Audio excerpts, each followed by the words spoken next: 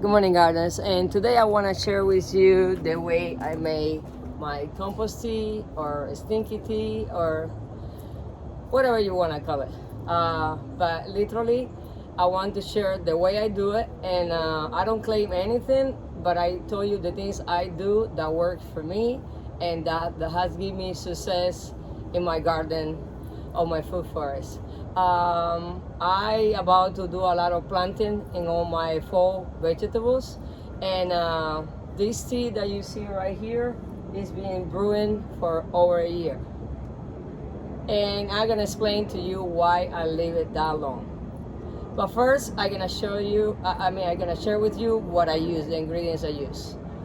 First, I use any grass clipping, vines, clips, leaf, like the broccoli, the cabbage, the carrot tops, anything that I don't use from the plant, I throw it in there. I also put fish emulsion. I also do manure.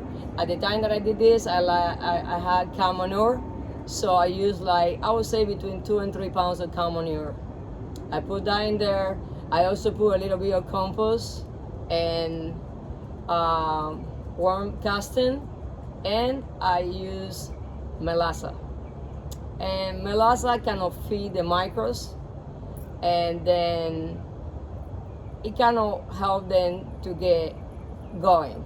If I explain myself, this is more like a nature does it by themselves, but we sometimes have to imitate what nature does. Everything that I use here is organic. I don't use anything chemicals or anything like that. And I use rainwater because I collect it, but I think you can use the regular water, because the way I do it, I let it brew for like over a year. And the reason I do that is because I like for everything to decompose completely. Because if you leave it, in my opinion, for like a couple months and you start harvesting, I don't think those ingredients or vitamins, aminos, everything that the plants need, I don't think that is really decomposed. It's not gonna be available for the plant right away. So I let it completely decompose as much as I can. And after a year and so, believe it or not, this doesn't smell that bad. It looks really bad, but it doesn't smell like that bad. Now the first 3 months, you open that and you just wanna die. I promise, it smells so bad.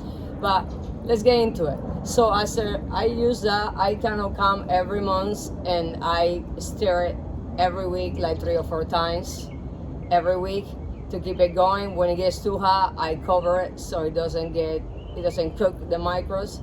And this is my second year doing it, and last year I got great results. So let's see this year. But after I have it like this, what I do is that I try to get everything that is left over in the bucket. Let me see what I can. You see it has a little bit left over that didn't decompose, and all that stuff, I just get it out as much as I can.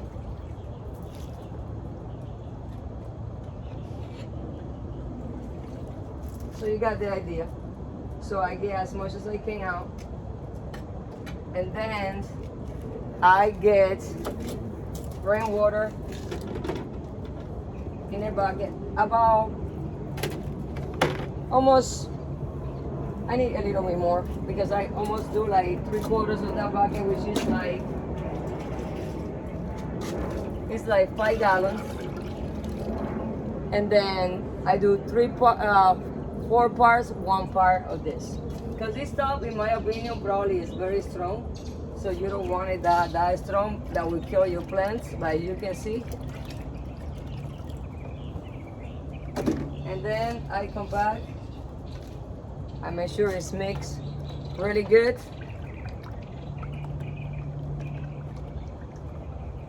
And then I just go with this and just use this, and I just pour it in the bottom of all my plants, all my raised bed, my container gardening, everything. So this time of year I have plenty food.